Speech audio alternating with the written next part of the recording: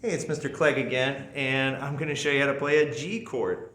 So back to our chord chart here. Remember the first four chords you should learn on the guitar are C, F, G, and A minor. Actually, the first one is C, and I think you should learn G next. Because if you can play C and G, you can play a lot of songs, actually. Okay, so the first thing, let's take a look. Just as a quick review, here's our guitar neck. Here's our diagram. That's the position we're in. Okay, so really, normally we play more in a sideways position, but these charts, these chord little diagrams are made like this. So here is the nut. Here is the nut on our diagram. And so we're going to be using our 1, 2, and 4 finger. I actually prefer to do this with my 2, 3, and 4 finger. I don't use my index finger in this, and there's actually a good reason for that I'll explain later. It makes it easier to switch to your C chord. So that's the reason why I recommend doing 2, 3, and 4 here, not 1, 2, and 4. So, as you can see, let's take a look at the chord here again. See if we can get it. So again, I'm going to use my 2, 3, and 4, and I'm actually going to start. I like to start with the lower finger numbers instead of starting with the high string here and putting that one on first. That's a little awkward. So I'm going to actually start with my index and middle finger usually. Okay, so I'm going to change this one. The way I play it is, I'll do it the way it shows first. So it's index finger, that's 1, is on the 5th string, 2nd fret. There we go.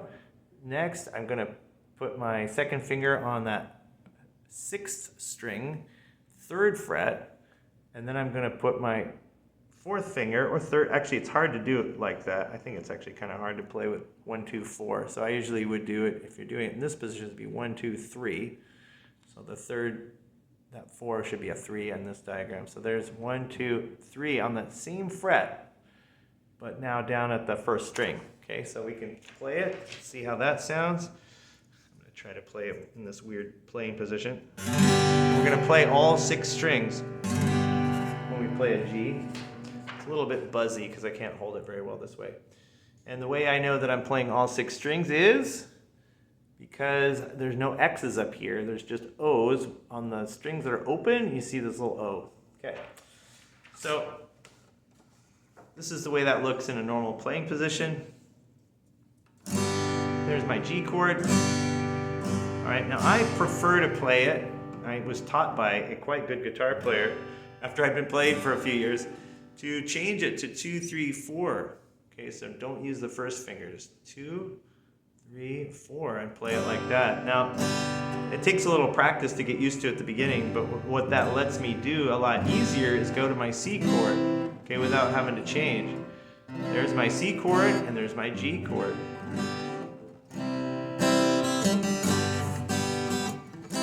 There's my C chord and my G chord. Nice. Go back and forth.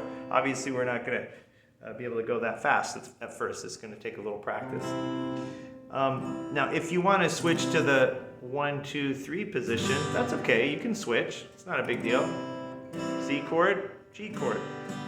I'm just not used to doing that because I've spent so many years playing it the other way. But it really is easier to go like this. And the other thing that's nice is you can play your F chords. Your F, C, and G are all really close together if you play your G chord this way. It's not too bad to learn. That's not too hard to do actually once you practice it. Now, the next thing after you've learned how to play your chord, make sure that, what's that? Oh no, I'm not pressing hard enough with that. Right, figure out which string that is. Figure out which string that is. Now press harder. There we go. Well, I'm pressing hard on that 5th string. I'm pressing hard enough, but what's the problem? What's the problem here? Well, you can see that it's not ringing right because my ring finger, my 3rd finger, is muting this string. It's a little bit hard to see in the video, maybe. Whoops. This finger is touching the neighbor string, and it's not supposed to. One of the hardest things about fretting is you want to just make sure you're not touching any of the next door strings. You have to just touch only the string you're supposed to be touching. And that can be a little tricky. Okay, so you just want to go through each, while you're playing it, play the whole chord. That sounds pretty good, but now, let's see if I can.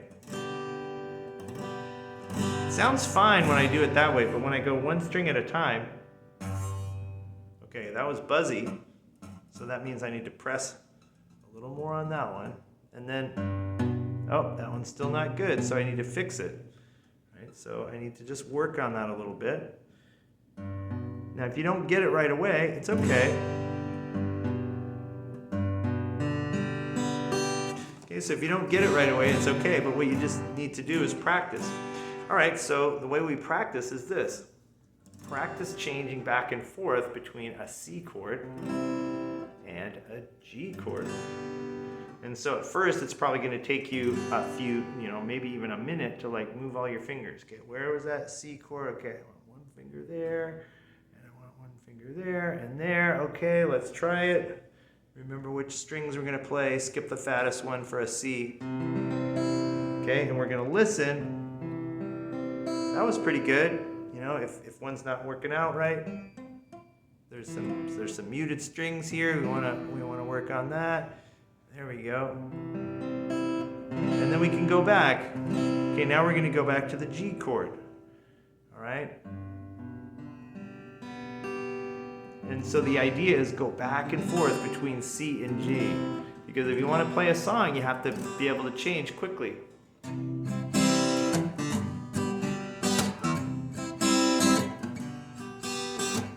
Now it took me 2 or 3 months of practicing before I could switch that quickly. And so just keep at it, you'll get it. The main thing is just to practice going from one chord to the next. And then you'll be able to play a song. And the next chord you should learn is F. I'll show you that in the next video.